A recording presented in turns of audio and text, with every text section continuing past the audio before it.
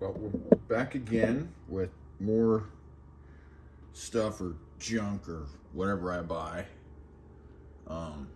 This I all bought here the other day as a big lot of stuff. This was interesting. I picked through a little bit of this, not a whole lot. Part of it's because I just wanted to verify that it was all there from the ad. The ad was kind of all over the place, but nonetheless, first thing that's interesting is not so much these things, but this stuff right here. From what I can gather, this has patented June 8th, 1819. Did a little bit of research. This is a very early socket set. So, some of these are branded Packard, like the car, I believe. Some are, I think it was a Billings something. There's a couple different makes. The box, I didn't get into it too far, but I just thought it was neat. It's got this weird thing. There's this handle, and there's an extension, which was kind of cool. So, yeah, I'll clean this up. These, I think, are actually plumber's stuff, that basin wrenches, but somehow they ended up in there. This is another, I don't know, whatever.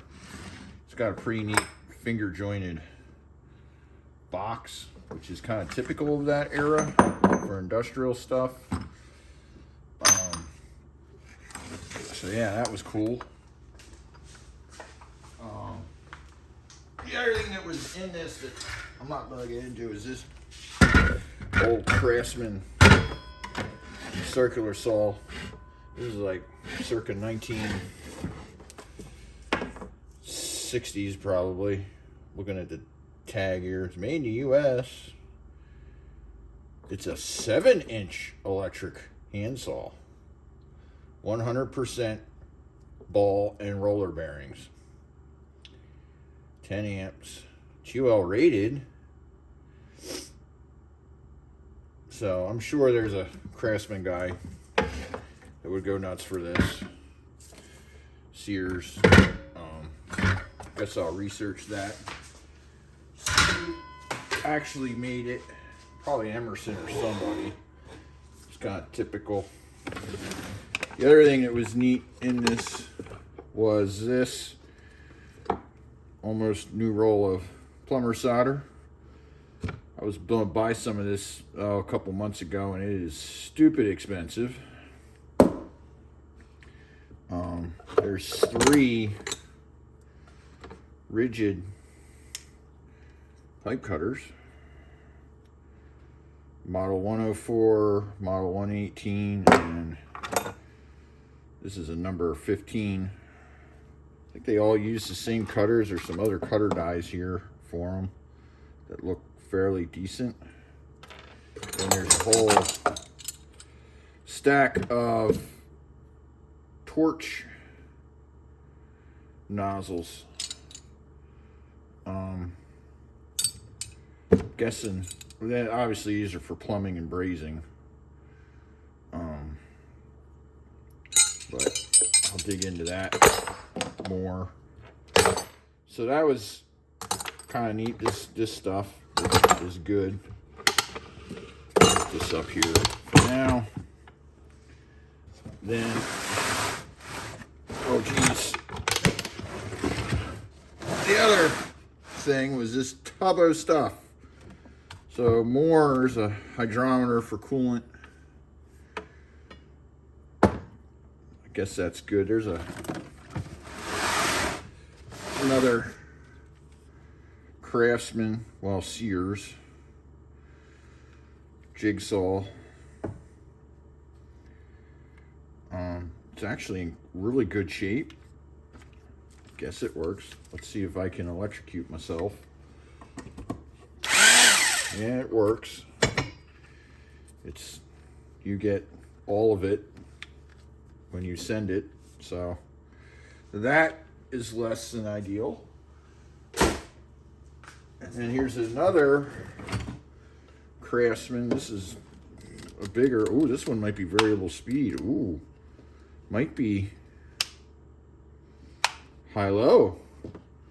Oh baby, let's see what's going on here. Oh, this is one of those goofy. Oh, I know what that is. That's the auto scroll that you can turn it and whatever. Ooh, this one's double insulated. And dead as a door now. Great. Not why I bought that. Just when I do tile, I got tile spacers. What I did see in this that attracted me was this snap-on timing light. It's apparently had some run-ins with a belt, I'm guessing, through the years, but it seems to all be there. It's got the things on them. So I'll clean it up and see if it works. So that was kind of cool. Here's a brass craft. Yeah. That is definitely not a keeper.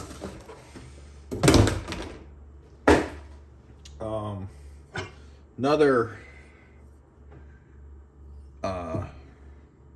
torch tip. This is to heat a pipe. I believe these are for if you do leaded joints in cast iron. I think. I'm not a proficient plumber. I'm a mechanic that works on equipment and diesels, but or you can preheat things with this on 4 different sides, so might be handy. There's a Marshalltown mag trowel. It actually doesn't appear to be used all that much, so that was another good thing. Here's another Marshalltown roundover concrete tool. It's in good shape. It's a cast iron, so that's better than average anymore. There's some Ridgid dies for pipe threading. This is the smaller of the ratcheting versions. I have a set of the smaller ones, and I have the larger ones. This one doesn't actually have the replaceable dies in them. You pull these screws off the front and you can put new dies in them right there. So they're specifically for threading pipes. Obviously they take up a lot of space, so here's if you ever watch Vice Grip Garage, they call this the Lone Wolf starter button. Doesn't look all that used. I have one. I didn't make it. I got it in a toolbox I bought from an old diesel mechanic. It's a, I believe it's a high amperage starter button. But actually, he built. It works really well. I've used it for a number of years and it keeps chugging. It's probably older than me, but that's interesting. Here's a Yankee style drill, but not a Stanley. It's got the double. Yankee drills have unique drill bits in that they go both directions because they spin both directions. Of course, this is a never-ending threads on the thing. There's a big bit that you'll see it better. That's a screwdriver. There's a drill bit here. Here we go. So you can see that these bits actually cut both directions. Primarily a woodworking tool of a bygone era. This is definitely going away. Oh, cool. Here's a star drill bit for drilling rock. Poor man's roto hammer. Or concrete. Here's a conduit bender. Steel City Electric Company, Pittsburgh, Pennsylvania.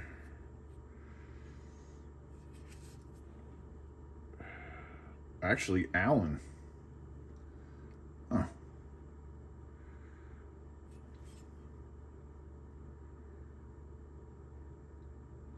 So I don't know if that was the electric company that this somehow ended up from. Got a patent number on it, but I actually don't have conduit benders. Here's another conduit bender.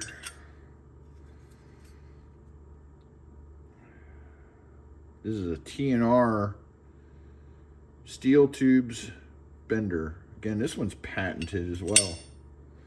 This one's a little beefier. It's got this deal in it, thread pipe down in it, reef on it. These are, as far as I can tell, Armstrong. You can see it there. 1 7/16 erection wrenches. They have the aligning end on them. There's actually a set, 2 of them. So that's kind of neat. There's a big flat chisel for stone or brick or block. Been well used, but let's see. Oh, that's neat. SDS Plus chisel bit. Relatively modern because it's the multi-splined. I think this is for like a Bosch style, and I have a Hilti TE52 roto hammer that takes that. Big old Crosby 7/8 shackle. I can use these at work for rigging. Of course, it wouldn't be a tool lot if I bought it if it didn't have a Pittsburgh C-clamp in it. There's actually a matched set. These aren't too bad. I'm you know, they're they are what they are. This was interesting. This is actually a brass tubing that sat outside and ruined the tagging on it, but it's all there almost. But for some commensurate caution, oil everything before threading. But anyway, this is a brass threading pipe die. Very fine thread. I'm assuming it's for something, but it's all there. And then this is actually the clamp that holds it. Big cast aluminum thing. So you can see the instructions kind of show how to do this. But inch and an eighth, inch and a quarter, inch and 3/8, and inch and a half. Chicago Specialty Manufacturing. So I'll do some research on that. I'm assuming an American-made or other. So we'll put this stuff kind of back in here for now.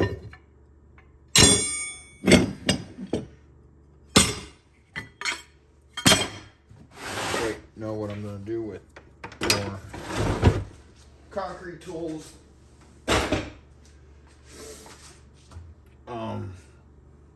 Yeah, that's that plumbing stuff. The other part that was interesting with this was this big old box. And there's a box inside a box inside another box. So you can see lots of stuff, and obviously there's a note for the apparently supervisor to his workers, and they made it known what they thought about it, as all good apparent mechanics do. So these I actually have not looked through yet. Well, that's a little old. I guess these were popular back in the day. US made.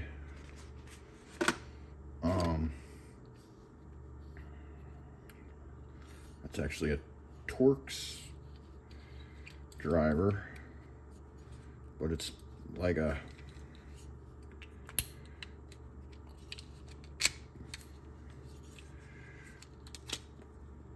pistol grip. I don't know how it works. Whatever.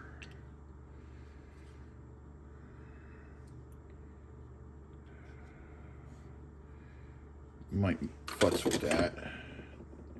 Those are probably Chinese, but they're battery terminal pliers. I got 2 sets of them. I don't need any more. Taiwanese wire strippers. Oh, these are neat. Those are spark plug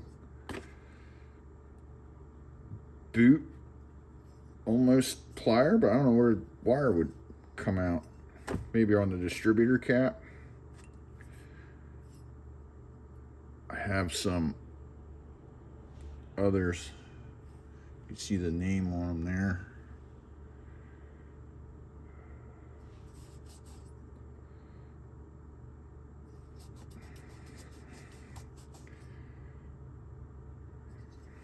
Keep them. Long needle nose pliers. Keep them.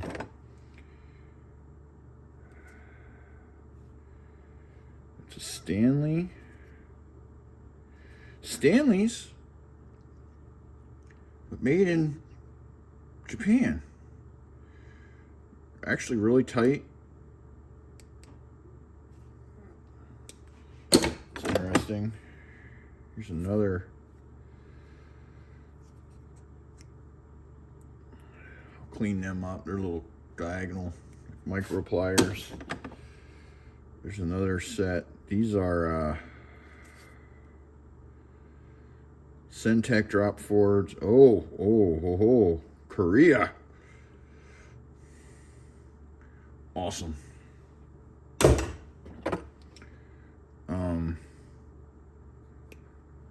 Don't know what these are. Again, I do not need any more diagonal pliers. Santo, Japan. They've seen better days.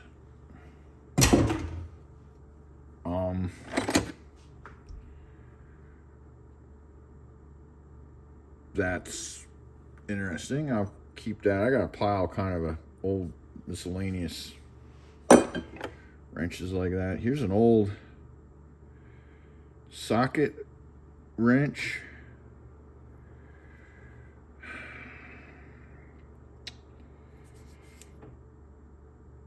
Don't know who makes it. It's an old Japanese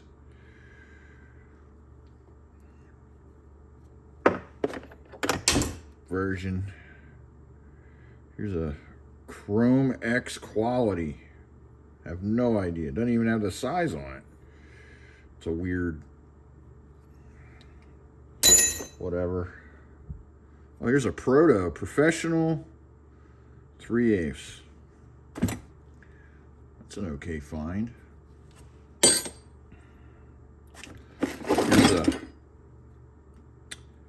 old, these are like old tire irons, kind of like what you'd have in an old car toolkit. That they're always handy to have. Some no-name knockoff pliers. Here's a KD. This is a brake adjustment tool. That's actually a good one. It's got that angled end on it, so you can get in there, angle the dangle.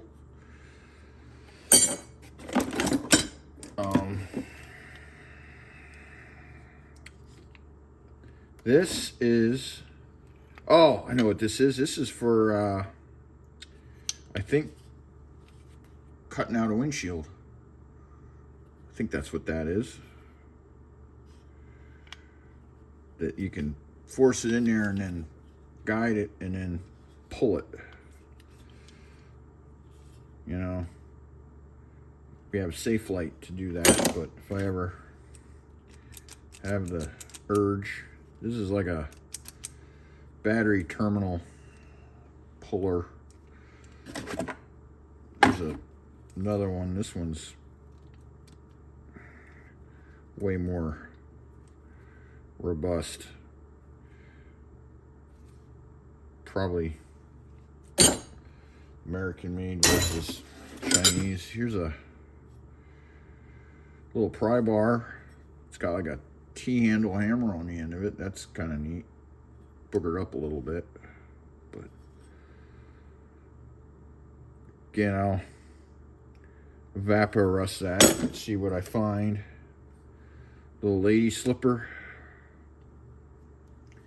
Those are always good to have. This, I don't even know what the heck this is.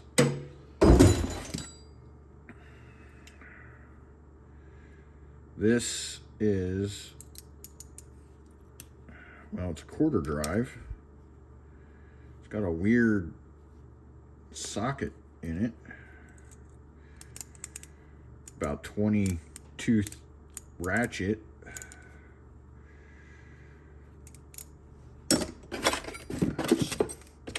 Teeny tiny. It's US made 15/64 ignition wrench. AKE, another ignition wrench, US made. That's a good one. Here's a Wizard, 1/4 by 7/32. Those are neat. And then there's, what the heck is this? I'm sure there's somebody that knows what in the world that is. It's forged. Is it for scaffolding? I don't know. I'll look into that. And there's this bag. More stuff. This is a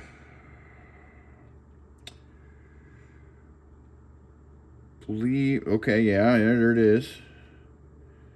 Believe that's a Klein. It's got the patent number on it in USA. So tip's good. It's an older Klein. Channel. Those are actual channel locks. You can see right there barely.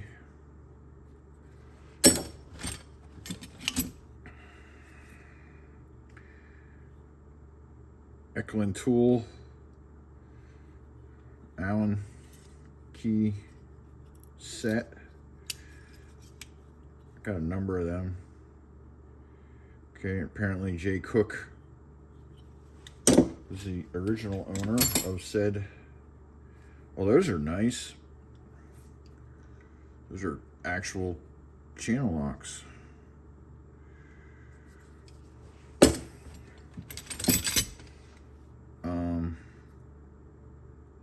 Oh, they got a name on them.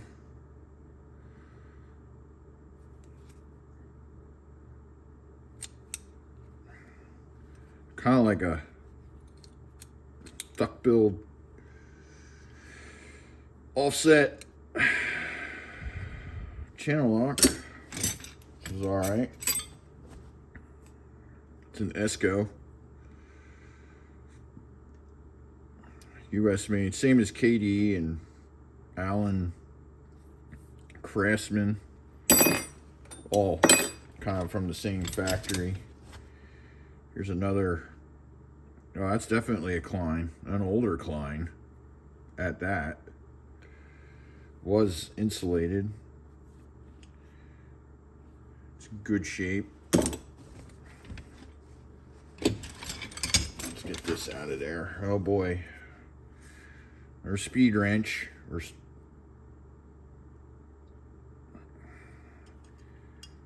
that one's pretty well haggard.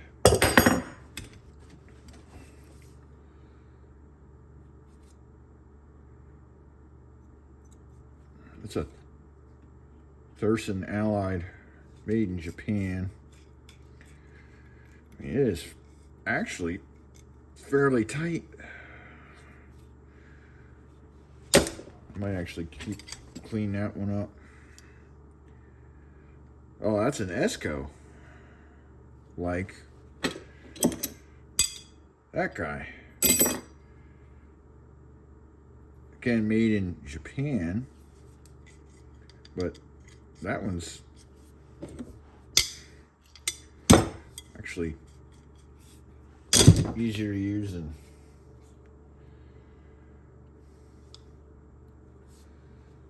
better shape. Another Esco, 15 millimeter. There's an 11 millimeter.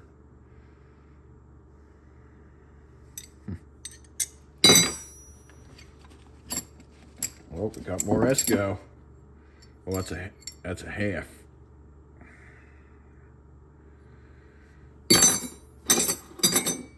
Another Esco line wrench.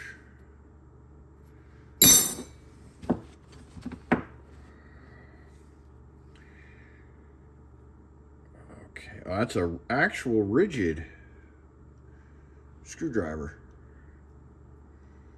US made.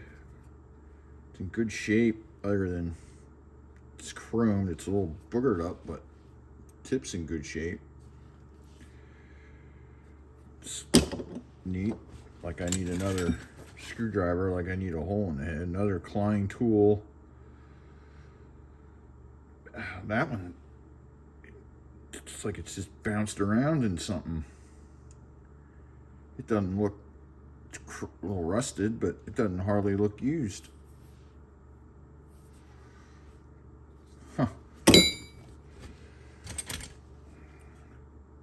Another, well, that's a Klein's tool. Allen key flip set. It's another brake tool. It's a Wizard. This one's kind of got a concavedness to it.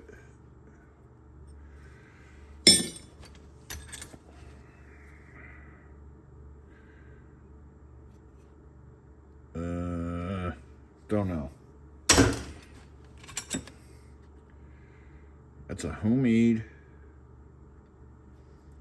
pick tool. Somebody blacksmithed that one out.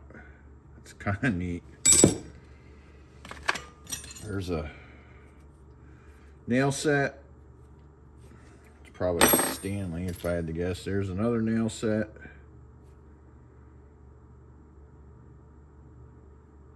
Yep, Stanley. Stanley. There's a flexible. Yeah. Oh, and little pry bars.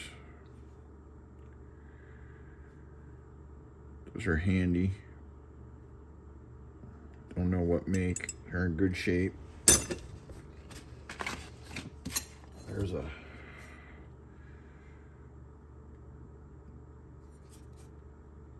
file. It's a teardrop one. At least that's what I call them, but it's in good shape. There's a Thurston swivel socket. 7/16, that's neat. That's a Blackhawk. Old school ratchet wrench. 1/4 and 15/16. And a big rat tail file. It's a big one.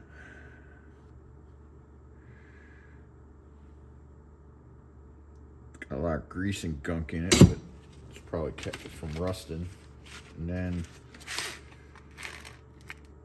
another rat tail. That one's a little smaller. That one looks almost brand new. It's more coarse. It's almost like a rasp.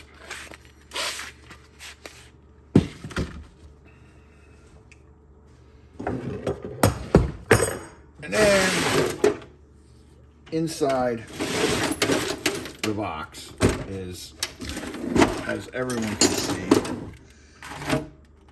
collection of stuff. This is an old school,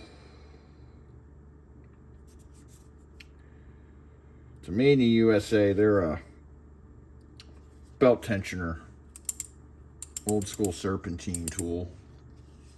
I got a couple of them. SK. We did a whole handful of wrenches out. Do this. There's an SK 1/4 drive. There's an SK hard grip screwdriver. 6-point double box wrench. SK. Most of this in this box is SK. 13 mil SK.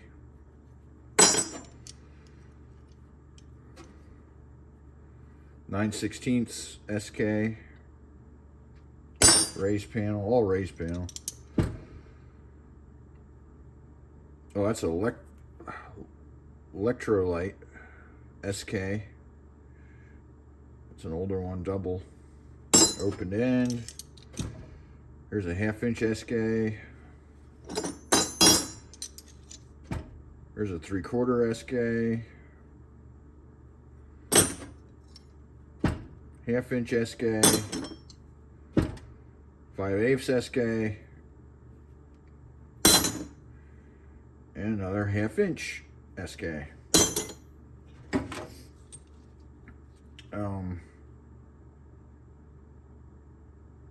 That's a spring compression tool. So, yeah. I guess if you're making a lowrider or putting a strut in or something. This is a SK extension. This is the other thing I found. This is neat. I actually do not have one of these, and I've been looking for one. It's the SK round head ratchet. Works. So, yeah. It's an old one. It's got the patent number on it.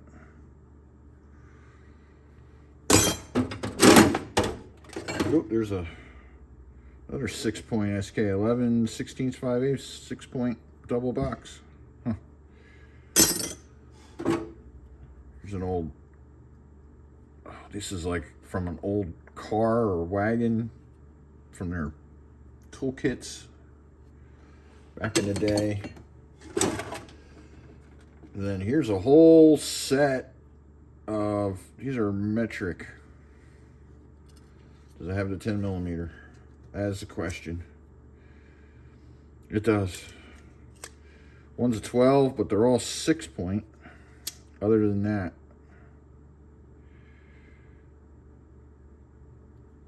there's a couple skips in there. 12, 13, and it goes to 16. There's some deeps. What's this one over here? That's an 18 millimeter. We got two 18s. Huh. I actually use 18.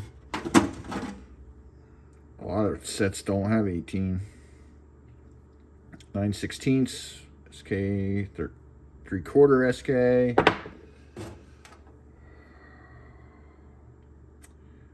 Oh, that is a sensor, like an oil pressure sensor socket. It's an SK 1/16". I believe that's what they are.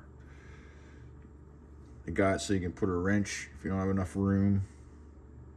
They got this weird, like, double flat. You can see there. That's neat. There's an SK center punch. That's a knuckle buster. Little SK.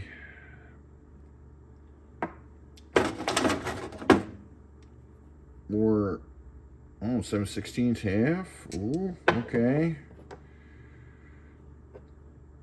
9/16.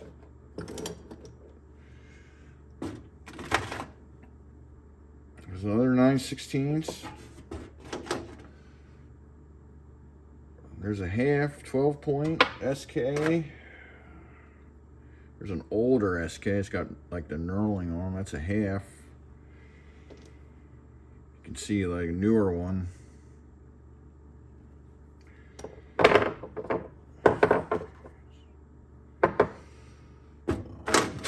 There's some quarter, I don't know, 2/4 drives, SKs.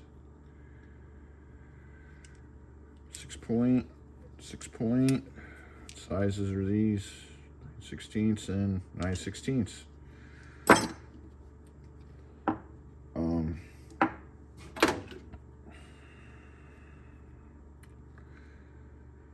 13/16 12-point SK. Same thing. There's a spark plug wrench. Still got the, hard as hell, but still got the insert in it to hold the plug.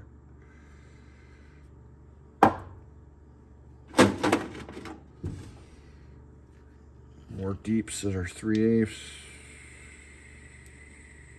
What size? 5/8. 5/8. 11/16.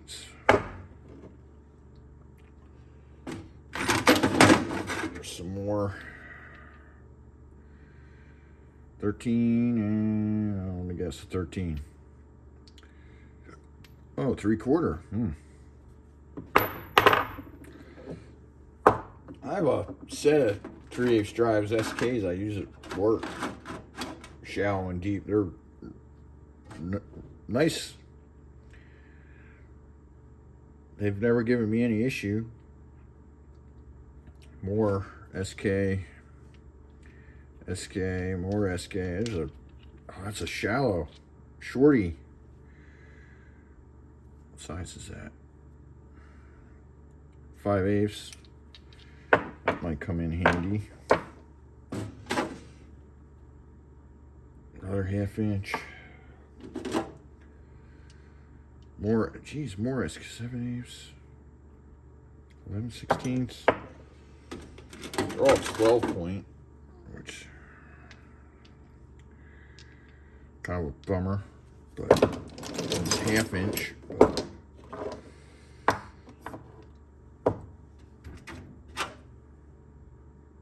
inch and 1/8, inch and 1/16, inch and 1/16. What was that one? Inch.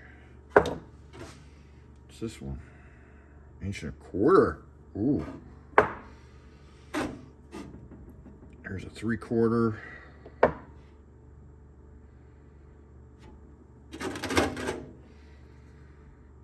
More 3/4. 11/16. 3/4. So that's all this stuff here that I got. This one was a better buy. I gave, believe it or not, $80 for all this menagerie of stuff. I'll again sort through this and clean it up and get everything looking better and add it to the pile of stuff that's in my collection. This hobby, if you call it that, is interesting. A lot of it is, at least for me, is finding this stuff and the adventure of actually finding it. Because most of this, like, this guy had this stuff sitting outside in front of his house, like, you know, kind of just didn't want it, discarded it, thought it was junk or whatever, you know, and just, it's amazing, you know, some of this, you know, there's, at least to me, you know, being a guy that turns wrenches, you know, for a living, you know, it's, you know, this is history, and, you know, appreciate this stuff. Most of this stuff anymore is made in Taiwan or China or somewhere that, you know, it is what it is. And, you know, I wish a lot of this stuff was still made in the United States. I mean, you can buy tools that are made in the United States. You just got to pay for them. That's, you know, you can't expect the quote-unquote American quality for China prices. Those aren't mutually inclusive. And, you know, some people have said it, but when you look at tools and tool manufacturer. You know, at the end of the day, the U.S. market for tools is not the majority of where the tools go and end up. You know, it's other places. And as a manufacturer, they, you know, if it's 4 or 5% of your market, you can't produce a product and have it be 4 or 5% of your market and it drive the cost of everything else. You know, I get it. This is actually a kind of looks like an old Craftsman, but not box. Maybe it was repainted.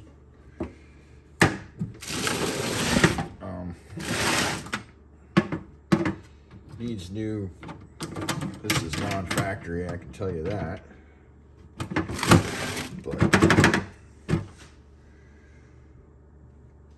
believe it or not, that's not too shabby. So, again, I think I did all right on this.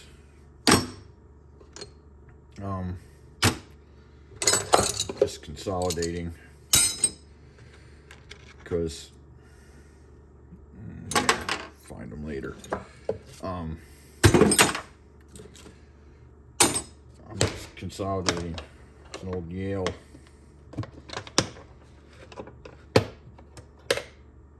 Some sort of homemade wooden box. But anyway, this one I don't think I did bad for what I paid.